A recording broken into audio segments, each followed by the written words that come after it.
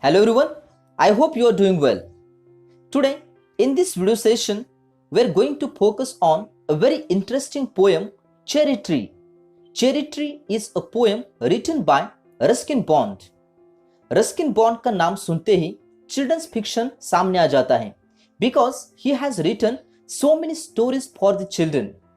This is a poem which is an ecstasy of the poet over a plant which was seeded by him before 8 years ago, and he was wondering that how this particular cherry tree survives against all the odds. तो कैसे ये जो cherry tree है अपने आप को बचाती है, अपने आप को सर्वाइव करती है, इस पोएम में उन्होंने बारकाई से बताया है. So let's see that in what way he told us his experience to seeding his own plant. So let's see. अभी तक अगर आपने हमारे चैनल को सब्सक्राइब नहीं किया है, please do subscribe our channel for new and innovative learning of English language. Please do subscribe. So let's see the first stanza. Before that, it's very necessary to think about the warming up activities. So we are going to think about the icebreakers first, and then after we're going to start the poem. So let's see the first question here, that is trees are revered because. Why we are giving the importance to the trees, why trees are playing a vital role in our lives. So let's see, one point is already given that they give us joy. यानी पेड़ हमें क्या देते हैं या पेड़ को हम क्यों मानते हैं, because trees are always gives us Joy. वो हमें हैप्पीनेस देते हैं, वो हमें जॉय देते हैं, हैप्पी मोमेंट्स वो क्रिएट करते हैं, and even they keep us और they are giving us oxygen, food, wood, even they are providing the flowers to us, they are giving the cotton to us, and even they are providing the shelter, because many times we are seeing that shelter is provided by the trees. With the help of the wood we can create the homes, so that is also possible. And in the previous era, people are using the wood of the trees to create their houses. So they keep balance of the environment. So this is the greatest work of the trees, because it's very necessary that trees are playing an important role or to control the ecological system. Because in the environment, think about it, that अगर पेड़ नहीं होते तो क्या होता, but due to trees we have the balance in between ecological system and human system. So they prevent soil erosion, flood and landslides. So landslides हो या फिर soil erosion हो या फिर flood हो, इन सारी जो natural calamities है, इनमें ये जो पेड़ हैं वो अहम काम करते हैं, ये बहुत important रोल अदा करते हैं. And of course they bring rainfall, because due to trees is possible to have the rainfall. तो बारिश किसकी वजह से होती है, पेड़ों की वजह से ज़्यादा बारिश होती है. And due to that they are playing different roles, and due to that we are revered the trees. क्योंकि trees का हमारे जीवन में जो एक महत्व है, इसे हम शब्दों में बयान नहीं कर सकते, because trees are the inseparable part of the human beings. So in the next question we have the two columns. Columns A shows your involvement in growing a tree. अगर आप कोई ट्री लगा रहे हो या कोई सैपलिंग आप लगा रहे हो, so in what way it is related with your emotions you have to find out, as well as the stages in the life of a tree. यानी जो पेड़ के जो स्टेजेस होते हैं, डिफरेंट स्टेजेस, सैपलिंग से लेके, सीड से लेके पूरे एक ट्री तक जो उसका सफर है, जो उसकी जर्नी है, तो ये जो जर्नी है, ये जर्नी किस तरह से आपके इमोशन से कनेक्ट होती है, you need to find out. In column B shows the feelings you experience at all the stages. यानी आपके लाइफ में या हर एक के लाइफ में जो स्टेजेस है वो आते हैं, यानी बचपन से लेके बुढ़ापे तक, यानी जितने भी सारे स्टेजेस हैं वो किस तरह से इससे रिलेट करती है, आपको ढूंढ के निकालना है. So you need to match the columns, column A with B. So I have already solved this particular column or the matching of the columns. So let's see, you planted a sapling. So this particular thing related with the E point, that is you wanted to mark a humble beginning. So planted a sapling, this is the beginning of a tree, this is the journey of the tree which was started just now. तो जिस तरह से एक tree की या sapling की जो journey होती है, उसी तरह से this is actually humble beginning of your life as well. तो आपके भी लाइफ की एक नई शुरुआत हो सकती है। The second thing, you water the plant. अगर आप उसको पानी डालते हो या पानी दे के आप उसे सींचते हो, तो that particular thing is related with G point. What was that? That you cared for it. जैसे आप अपने लाइफ की केयर करते हो, उसी तरह से आप उस पेड़ की भी या उस सैपलिंग की आप क्या करते हो, जो शुरुआत के दिन होते हैं उसमें क्या करते हो, आप केयर करते हो। The third point here, that is you saw the shoot for the first time. So this point is related with the B. The new experience brought excitement to you. So this is related with your excitement. You saw the shoot for the first time. So this is related with the your experience or your excitement about that particular sapling.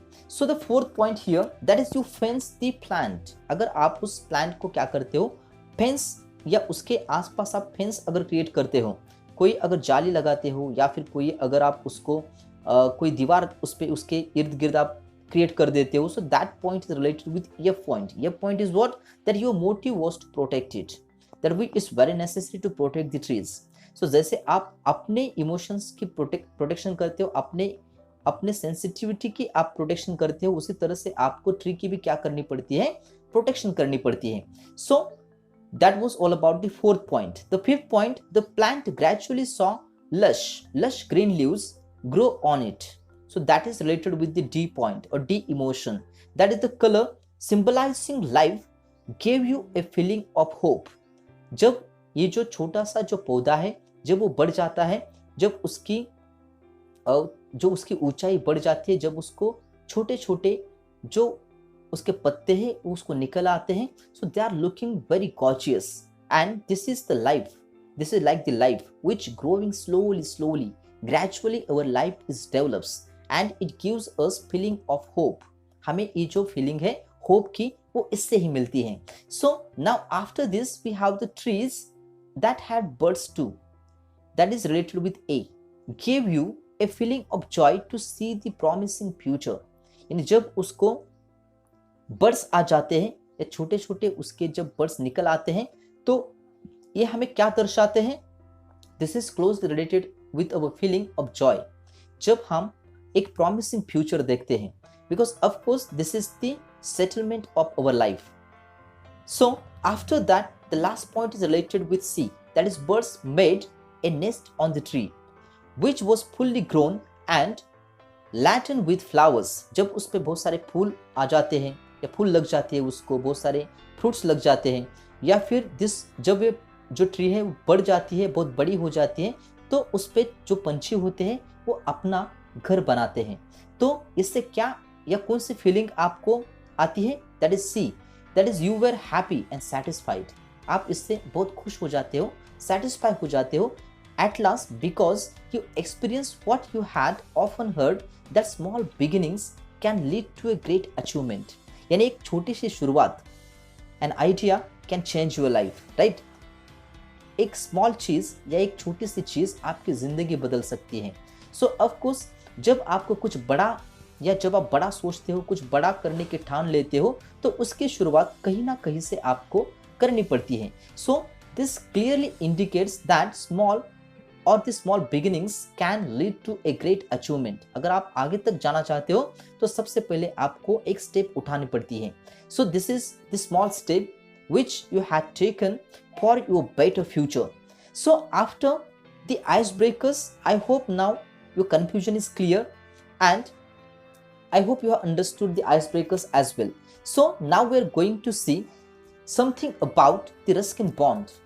हम इस इंसान के बारे में हम थोड़ी सी जानकारी लेंगे। So let's see. Ruskin Bond was born in Kasauli, Himachal Pradesh in 1934. इनका जन्म जो है वो 1934 में कसौली में हुआ, जो कि हिमाचल प्रदेश का एक छोटा सा पार्ट है। And Ruskin Bond has written hundreds of short stories. अभी तक इन्होंने बहुत सारी स्टोरीज लिखी है, more than 100 stories he has written, essays he has written, novels he has written, more than 30 books for children he has written. बच्चों के लिए इन्होंने आज तक 30 से ज्यादा किताबें लिखी हैं। And due to that he was very famous in children's fiction. His first novel the room on the roof, उनका जो पहला नॉवेल था the room on the roof, written when he was 17, received the John Llewellyn Rhys memorial prize in 1957। यानी 17 साल की उम्र में उन्होंने पहली नॉवेल लिखी the room on the roof, जिसको ये जो अवार्ड है वो मिला। And of course this is the biggest achievement at this age. एक 17 साल का बच्चा एक ऐसी नॉवेल लिखता है जिसको इंटरनेशनल एक्लेम मिलती है, इंटरनेशनल प्राइज मिलता है। So that is one of the big achievement for the person. So in 1957 में इनको जो अवार्ड है वो मिला था, इस अवार्ड से उनको सराहा गया था। He has also published 2 volumes of autobiographies। उन्होंने अभी तक 2 ऑटोबायोग्राफीज खुद की पब्लिश की हैं। Scenes from a Writer's Life, यानी अपनी ऑटोबायोग्राफी का नाम उन्होंने क्या लिखा हुआ है, Scenes from a Writer's Life। So these are the scenes of the writer। Of course Ruskin bond की जो उनके ऑटोबायोग्राफी में जो उन्होंने लिखा है, so these are the scenes of his life। And the lamp is lit, the second title is The Lamp is Lit, is a collection of essays। is second collection is a collection of essays and episodes from his journal। उनके journal में इन्होंने ये जो collection है, writing का collection, essays का collection उन्होंने publish किया हुआ है। In 1992 he received the Sahitya Akademi award. This is the biggest award in India in the field of literature. Sahitya Akademi award से भी इनको नवाजा गया है। And of course he is one of the prominent writer in English in India. English में लिखने वाले एक बहुत प्रोमिनेंट राइटर हैं। And he was awarded the Padmashri in 1999। Padmashri इनको जो कि एक सिविलियन अवार्ड है 1999 में मिला हुआ है इनको 2014 में, और इनको एक और अवार्ड मिला है that is Padma Bhushan. Padma Bhushan is the next level award, next civilian award after the Padmashri. Padmashri के बाद में ये जो अवार्ड है उनको मिला है 2014 में। Ruskin Bond lives with his adopted family in Mussoorie Uttarakhand. आज ये उनकी अडॉप्टेड फैमिली के साथ उत्तराखंड में रहते हैं, मसूरी में रहते हैं। The poem cherry tree is about the poet's ecstasy over a tree which he planted that took 8 years to grow. यानी पूरे 8 साल इस चेरी ट्री ने लिए बड़ी बनने में या ग्रो करने में। He is expressing his wonder at the ways of nature and how the cherry blossoms are fragile and quick to fall। यानी ये जो ट्री है वो किस तरह से सर्वाइव कर पाती है या किस तरह से उसने सर्वाइवल किया। So this is all about the cherry tree and he was wondering about the natures attitude. यानी हर हालत में लड़ने का जो एक जज्बा होता है नेचर में, वो नेचर का जज्बा वो उन्हें क्या करता है, एस्टॉनिश कर देता है, शॉक कर देता है। And of course blossoms are fragile। of course remember this particular tree has so many odds, लेकिन फिर भी ये जो ट्री है वो बच सकी और अपने आप को वो जिंदा रख सकी। The tree gives his immense joy, that this tree gives him immense joy as he can see the stars and the blue sky through dappled green trees। जब अंधेरे के समय में जब ये ट्रीज के नीचे जब ये सोते हैं या ट्रीज के नीचे जब वो नीचे से वो ऊपर देखते हैं तो उन्हें एक इमेंस जॉय महसूस होता है, एक अलग तरह की एक्सटेसी महसूस होती है। क्यों? क्योंकि इसमें से आप आज वो क्या कर सकते हैं, स्टार्स देख सकते हैं, न्यू फ्यूचर देख सकते हैं और ब्लू स्काई में अपना खुद का एक वजूद वो क्या कर सकते हैं, ढूंढ सकते हैं। So this tree gives him immense Joy. And उनके लिए ये जो ट्री है ये एक सर्वाइवल का एक सिंबल है जो उन्हें दर्शाती है कि हर हालत में हमें हमारी लाइफ में क्या करना चाहिए, स्ट्रगल करना चाहिए। हर हालत में हमें अपनी अचीवमेंट्स या अपने एम पे क्या करना चाहिए, फोकस करना चाहिए।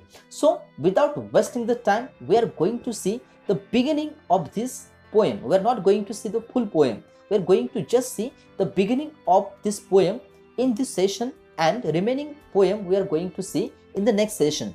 So let's see the beginning of this particular poem, Cherry Tree.